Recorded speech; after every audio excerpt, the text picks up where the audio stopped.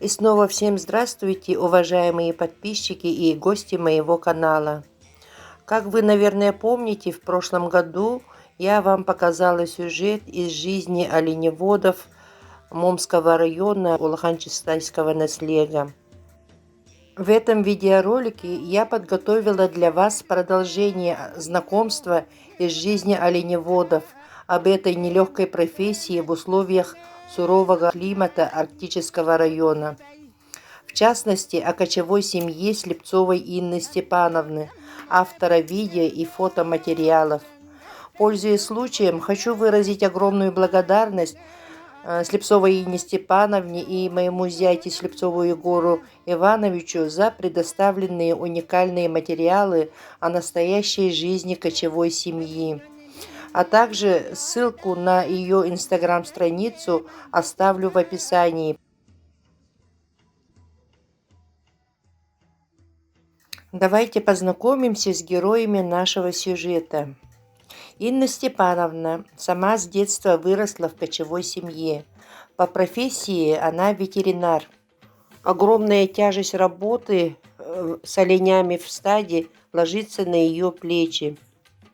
А это оказание лечебно-профилактической помощи, обеспечением безопасности в ветеринарном отношении животных и лабораторных исследований. Как я уже говорила, каждую весну и осень происходит корализация оленей для ветеринарных работ. Северный олень – это полудикое животное, за которым необходимо постоянно следить, направлять его на нужные пастбища, беречь от хищников, болезней и особенно заразных, таких как бешенство, сибирская язва, некробактериоз, бруцеллез, туберкулез. Весенний-летний период, конец мая и весь июнь, сложен тем, что после отела необходимо всем оленям сделать вакцинацию сибирской язвы. Поэтому ветеринары каждый раз выезжают в тайгу, живут в полевых условиях, работают вместе с оленеводами наравне. С приближением осени, а это середина августа, наступает период массовой обработки северных оленей против подкожного овода. Если оленя не обработать от подкожного овода своевременно, его личинки будут питаться организмом оленя всю зиму, что грозит животным истощением и потерей упитанности, продуктивности, а иногда даже смертью. Во время проведения экспертизы в обязательном порядке, кроме предубойного состояния животного, проверяют его туши, органы и ткани. При необходимости берут пробу биологического материала и отправляют на лабораторные исследования. Отбирают пробу сыворотки крови для исследования бруцеллеза в лаборатории и на различные заболевания. Поэтому нужно понимать всю важность и необходимость работы ветеринарных специалистов на Крайнем Севере. Ну а теперь посмотрите, как трудно происходит отлов каждого дикого животного, по сути, для этих исследований и ветеринарных работ. А их в поголовье в оленеводческой стадии эрикет 1500 голов. Оленеводческая бригада эрикет под бригадирством Соловьева Василия кочует от поселка Сосы на расстоянии 265 километров. Оленеводы постоянно меняют место стоянки, чтобы разнообразить рацион оленей и не привлекать диких животных. Вот как раз сейчас, в ноябре, начинается работа по подсчету поголовья оленей.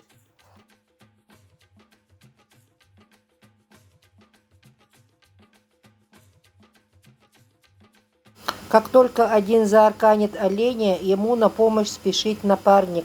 Завалить и удержать здорового самца одному не по силам.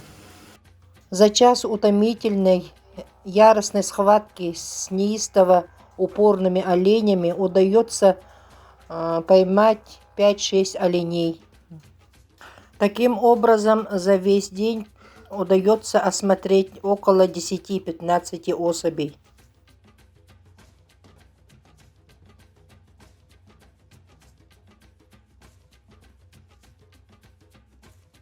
Семья оленеводов – это скорее маленькая община, которая живет под одной крышей.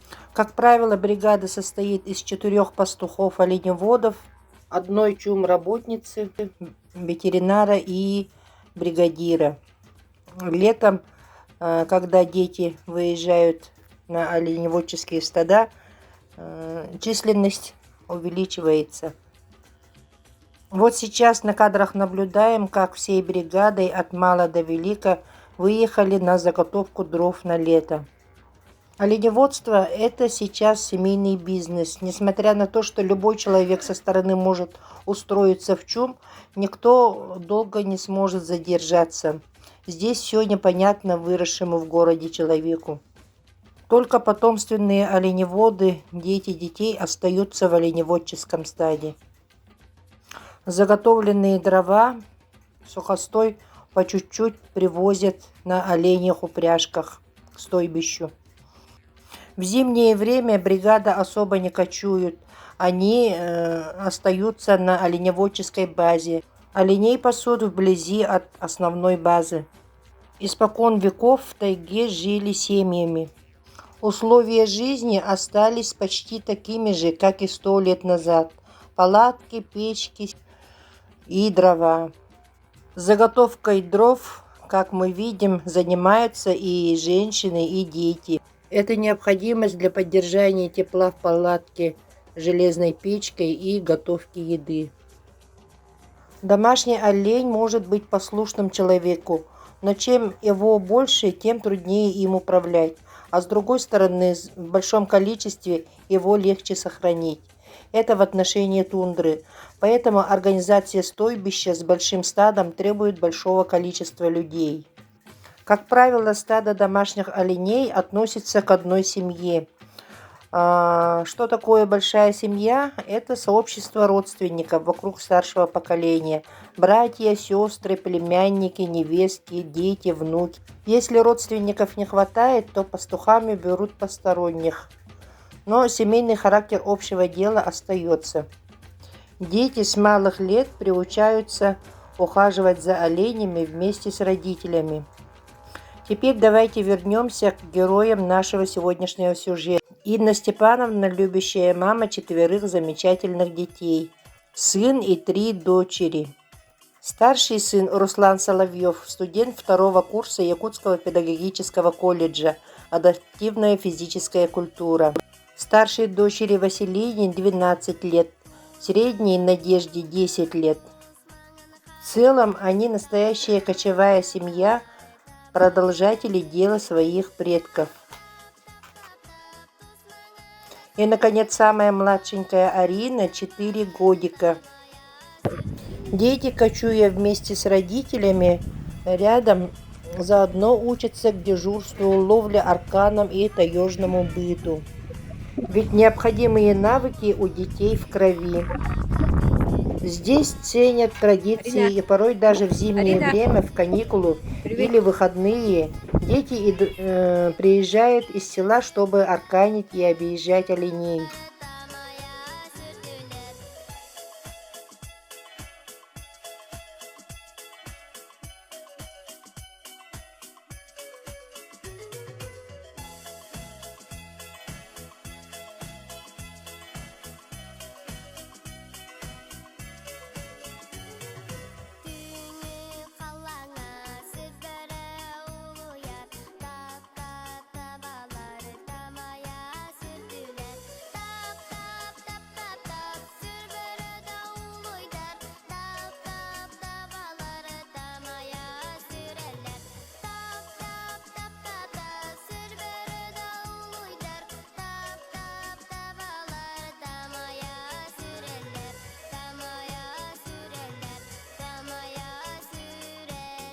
Дети оленеводов с малых лет приучены к хозяйственным работам. Таскать дрова, лед, готовить мучные изделия. Умеют ездить верхом как на оленях, так и на лошадях. Резвятся и играют на чистом горном воздухе. А еще девочки, начинающие мастерицы, учатся сложному мастерству выделывания камусов и шкур оленей. Не отстает от своих сестер и маленькая 4-годовалая Аришка. Вот штопает свои носочки. Учится стирать вручную в тазике свою одежку. И вместе с сестрами с удовольствием занимается бисероплетением. Помогает разделывать лук, таскает дрова для печки, заливает в чайник воды. Одним словом, маленькая хозяюшка. В бригаде все заняты каким-нибудь полезным делом в хозяйстве. Вы только представьте, 4-годовалый маленький человечек уже приучен к таежному быту. Ведь правда же есть у кого поучиться, и сестры дают хороший пример.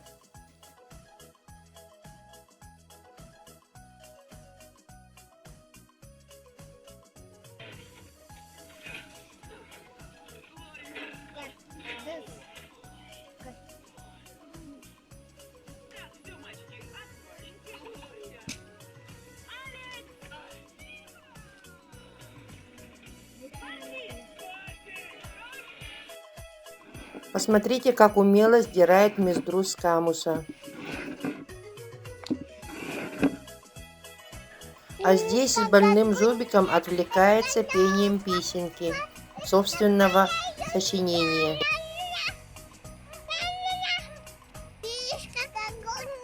В общем, комментарии излишни, давайте посмотрим сами.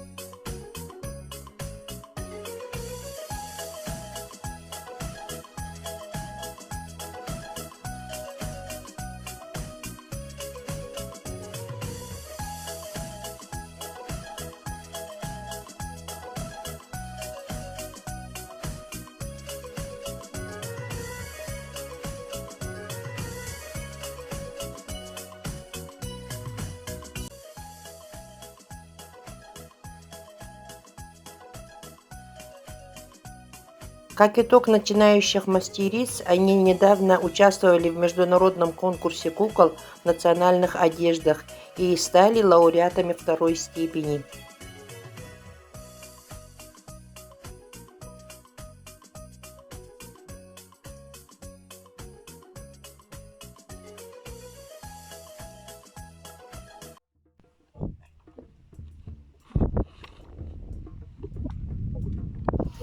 Готовят упряжь оленей, чтобы поехать в лес за заготовленными дровами. Конечно же, с помощниками детьми.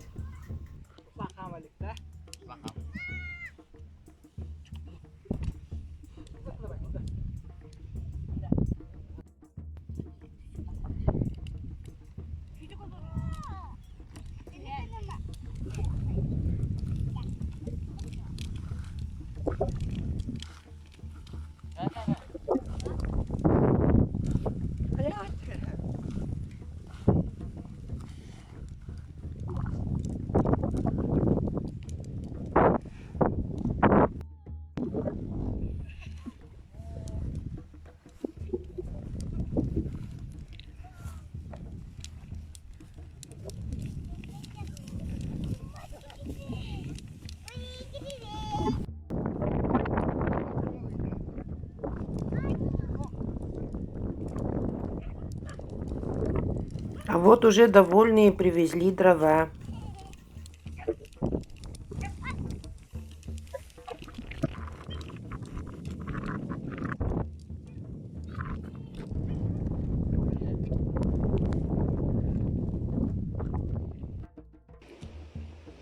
Ловят хариус в речке, девочки.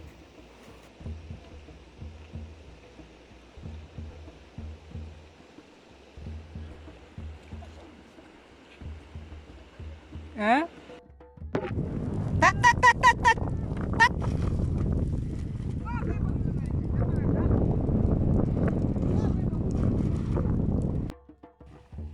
Также наравне со взрослыми пасут оленей на дневном дежурстве. Работа пастухов самая сложная, ведь им приходится больше всего времени проводить со стадом вдали от дома, и под дождем, и в холоде. А иногда их рабочий день не заканчивается, даже когда они вернулись домой, чтобы поспать. Пастухи присматривают за оленями и днем, и ночью, сменяясь на дневное и ночное дежурство.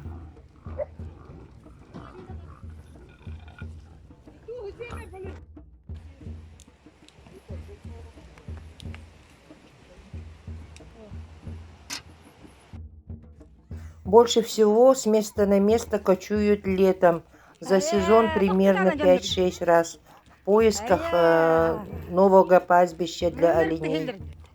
В долгой и трудной кочевке маленькие дети устают, и их приходится всячески подбадривать. Для оленеводства характерна высокая мобильность стада, которая связана с состоянием пастбищ и доступностью кормов. Каждое стадо окарауливает бригада или семья оленеводов, имеющих мобильное жилье, палатку. Кочевание стад оленей проводится по заранее оговоренным маршрутам, как правило, постоянным, в течение длительного времени. Конфет, да? Конфетюр. В лесной зоне олени в летне-осенний период выпасаются вольно. Традиционно используют оленей как транспортных животных.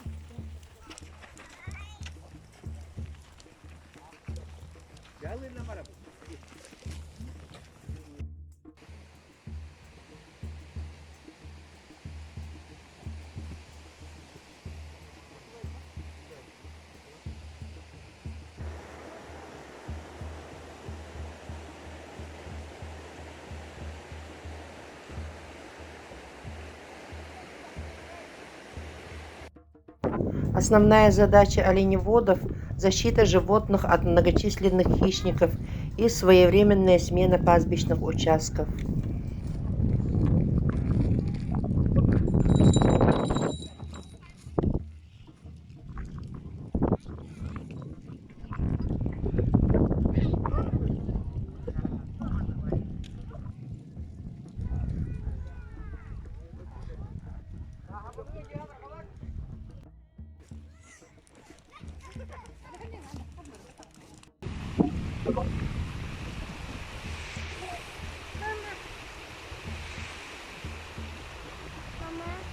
Con tao nhưng ta nó cướp cái đời nhung hết mắm. Ồ. Nó cái này juga ini dia. Ini dia kan.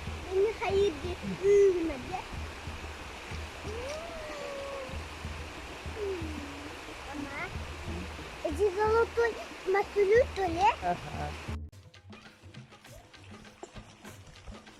Продолжается долгая кочевка на новое пастбище. В пути встречаются разные трудности, и приходится переплавляться через быстротечные реки.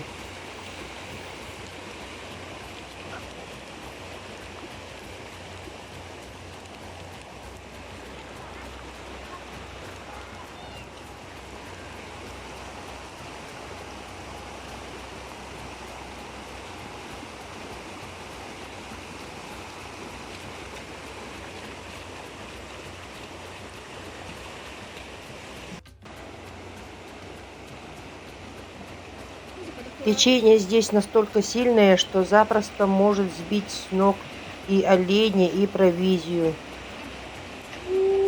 Kandida. Wah.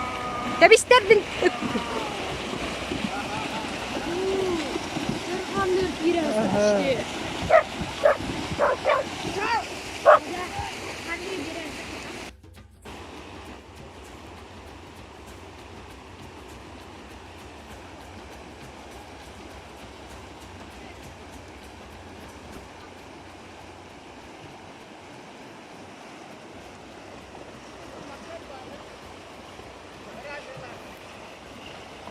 Путь до нового стойбища всегда приключение. Четких дорог нет, есть направление. Поэтому каждая вылазка – это удача.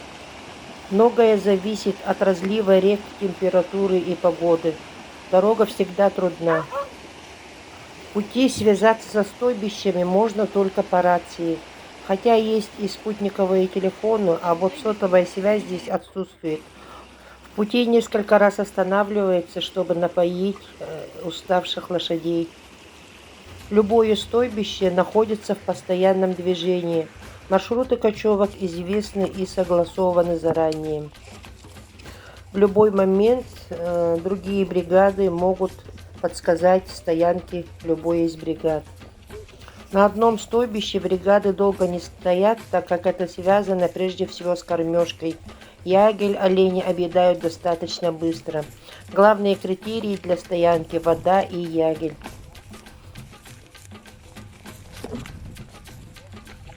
Добравшись до места стоянки, первым делом обустраиваются, ставят палатку, наколят дрова, расчищают территорию. Жизнь в бригаде – бесконечный круг обязанностей без выходных. Нельзя забывать и естественные трудности – волки, медведи, холод, дожди. Весной во время отела нужно все время присматривать за новорожденными оленятами. Летом бесконечный рой оводов и кровососущих, откладывающих личинки оленям под кожу. На новом стойбище женщины занимаются обустройством палатки. Для теплоизоляции землю внутри палатки настилают ветками лиственницы.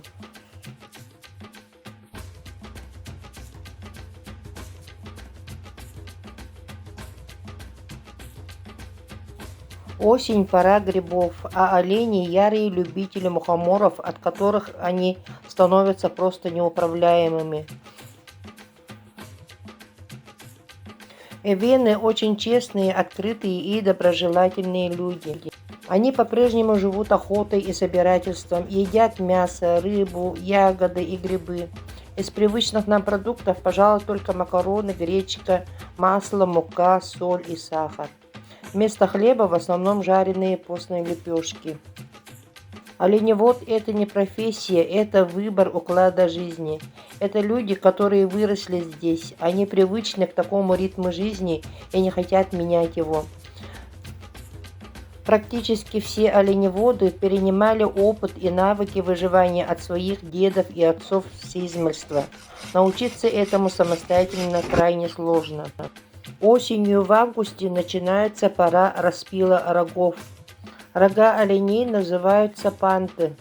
В период их ежегодного роста имеют трубчатую нероговевшую структуру, наполненную кровью, покрыты тонкой бархатистой кожей с короткой мягкой шерстью.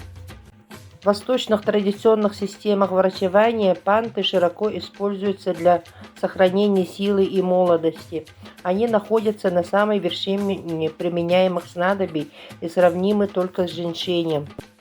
Панты оленей, срезанных с животного, перерабатываются традиционным способом сушки на воздухе с промежуточным обвариванием для предотвращения микробного и паразитарного загрязнения. Из одного оленя добывается примерно 3-4 килограмма пантов. Это один из способов заработка оленевода. Они их везут в город и сдают. Тем самым на заработанные деньги, покупая нужные для них запчасти на буран, закупаться продуктами, а также другими хозяйственными нуждами. Во времена СССР из пантов производились медицинские средства, применяемые при преутомлении, артериальной гипертензии и других заболеваниях. Хочу сразу предупредить, что при распиле ни один олень не пострадал, ведь один раз в год олени сами сбрасывают рога. Из-за низкого содержания тестостерона, на который влияет смена окраски меха весной. Сначала те, кто постарше, потом и молодые. После сбрасывания рогов олень может пострадать от легкого нарушения равновесия, так как ветки рогов отпадают не одновременно, а одна за другой.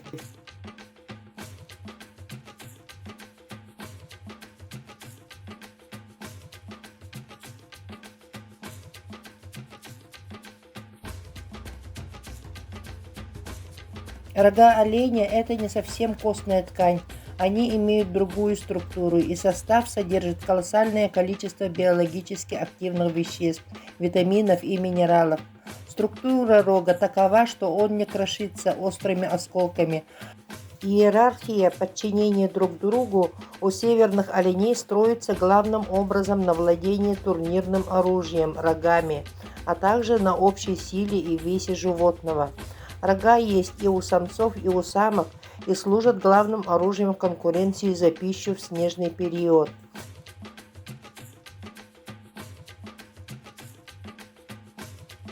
В течение 140 дней на голове оленя снова отрастают рога, которые с возрастом становятся тяжелее и ветвистей. У оленей в природе существуют враги, самый опасный из них – волк. Как правило, взрослого оленя одному хищнику трудно добыть, с крупной особью справляется только стая. Защищаются олени с помощью копыт, а самцы еще и рогами. К злейшим врагам оленей следует причислить и совсем маленьких насекомых, мошек и комаров, которые страшно мучают этих животных. Северный олень наделен такими свойствами, с которыми он чувствует себя уютно даже в суровых климатических условиях. Его мех не пропускает холод и влагу. Его питание – это пища, полная витаминов и минералов, необходимых для здоровой жизни.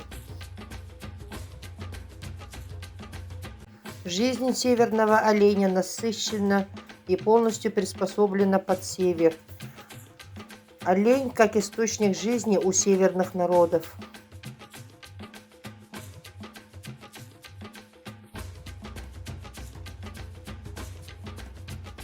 Человек, живущий на крайнем севере, многим обязан оленям. Дикие северные олени – родоначальники домашних оленей. Народы севера много тысяч лет назад сумели приручить их, и в наше время целиком зависят от оленей, и, как правило, вся их жизнь проходит вместе с ними.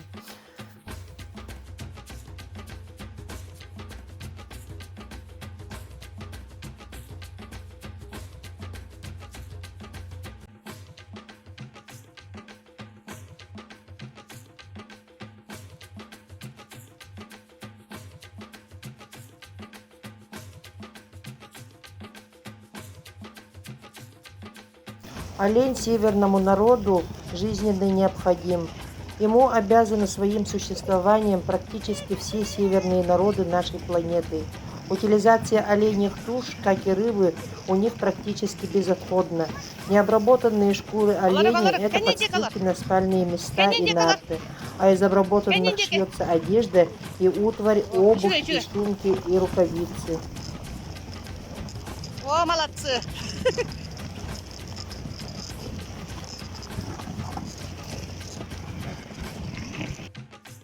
Зимой олени возят на санях по непроходимой тайге людей и грузы, являясь незаменимым и надежным транспортом, средством передвижения в условиях северного бездорожья. Уникальность оленеводства в том, что оно до настоящего времени остается не только отраслью хозяйства, но и образом жизни семей оленеводов. Олень их кормит, одевает и обувает. Олень – это благоприятный символ, ассоциирующийся с солнцем, восходом, светом, чистотой, обновлением, возрождением, созиданием и духовностью.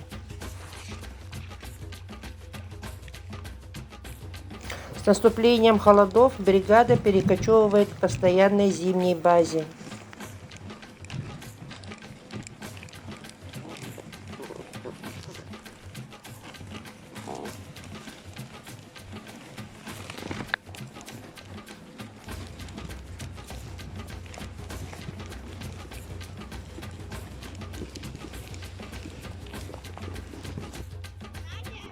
В холодное зимнее время палатку отапливать очень трудно. Железная печка быстро остывает, и поэтому уходит много дров.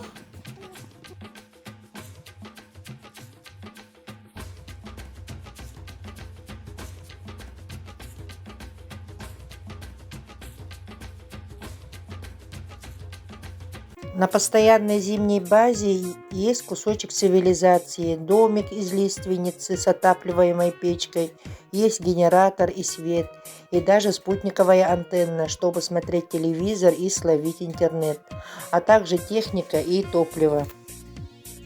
Оленеводы пользуются мобильными телефонами, только связь посреди тайги найти проблематично, только на базе если. Так что все нанотехнологии для современных оленеводов не чужды. Доказательства к этому все фото и видеоматериалы, которые вы только что увидели. Завершая этот сюжет, хочется пожелать настоящим людям Севера успехов в их нелегком труде, поблагодарить за сохранение и воспитание детей в духе коренного таежного уклада жизни, сохранившегося с веками.